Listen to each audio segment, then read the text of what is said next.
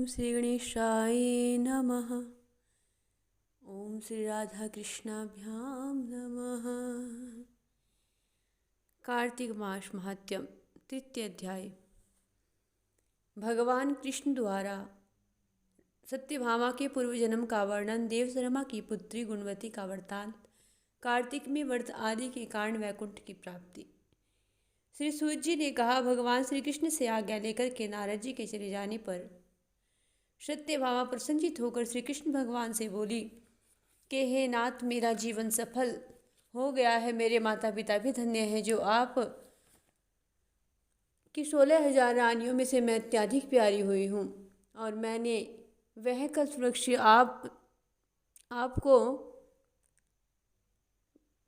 कल्पवृक्ष आदि आपके साथ नारद जी को विधि पूर्वक दान में दे दिया था। फिर भी वही कल्पवृक्ष मेरे घर में कैसे लहराया करता है, इस बात को मृत्युलोक में कोई भी स्त्री नहीं जानती है। स्वामी, अब मैं आपसे पूछना चाहती हूँ, सविस्तार से वर्णन करिए, जिसे सुनकर अपने हित कार्य कर सकूँ, जिसके करने से कल्प पर्यंत भी आप मुझसे विमुख न होवे।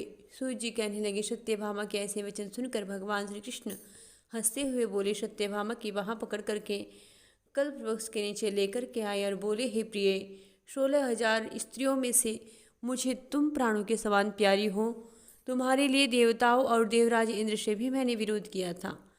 उस महा अद्भुत वार्ता को सुनो। सूत जी बोले, एक दिन भगवान श्री कृष्ण ने सत्यभामा के साथ गरुड़ पर सवार होकर के इंद्रलोक में जाकर कल्प वृक्ष मांगा, और तब इंद्र के न देने पर गरुड़ का इंद्र से घोर युद्ध हुआ था। हे प्रिय, जब मैं तुम्हें हर चीज दे सकता हूँ, हर कार्य पूरा कर सकता हूँ, तो क्या तुम्हारे इस आश्चर्यमय प्रश्न का उत्तर न दूंगा?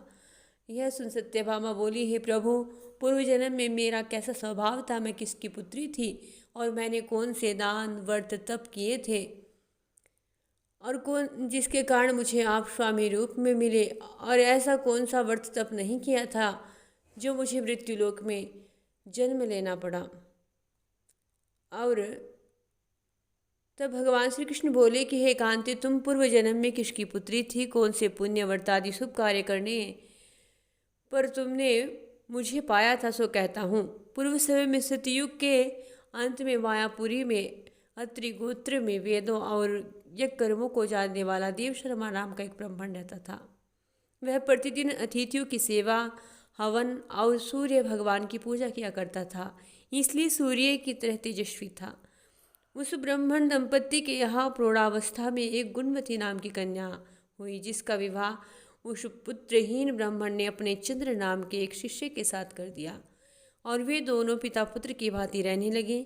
एक समय वे दोनों कुशा और समिधा लेने के लिए वन में हिमालय की तलहटी में जाकर के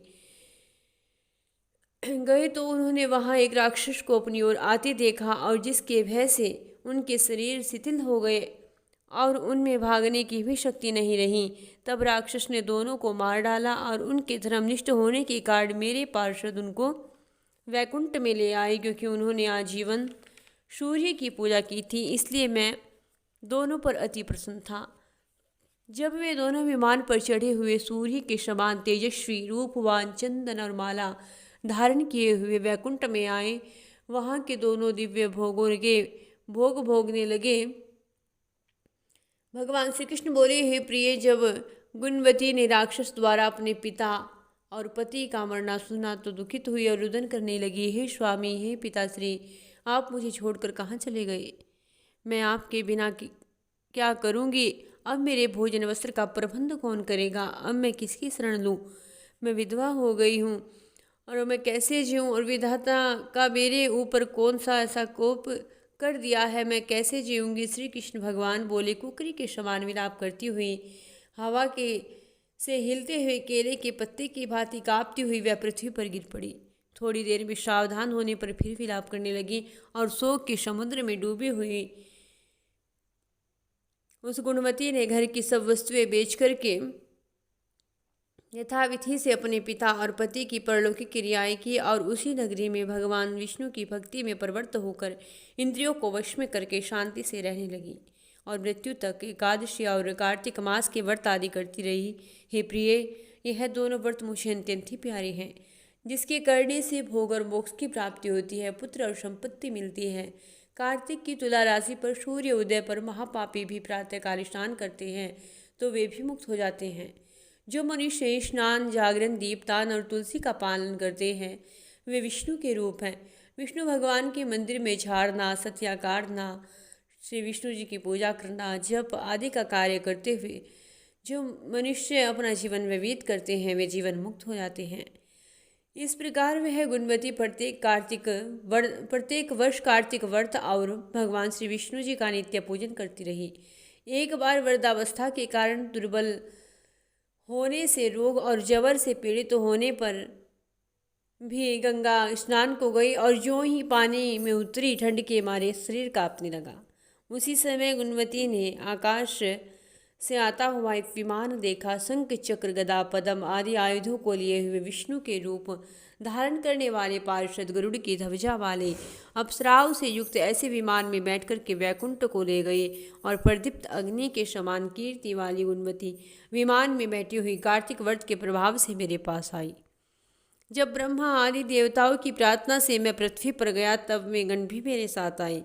हे भामिनी, यह सब यादव मेरे गण हैं और तुम्हारे पिता देव शर्मा भी इस जन्म में सत्राजीत हुए और तुम्हारे पति चंद्र शर्मा इस जन्म में मथुरा नगरी में अक्रूर है। और हे देवी, तुम वही गुणवती हो जो कार्तिक स्नान, व्रत, दान, जप, तप एवं भक्ति आदि के प्रभाव से मेरे लिए अत्यंत ही प्रिय हो।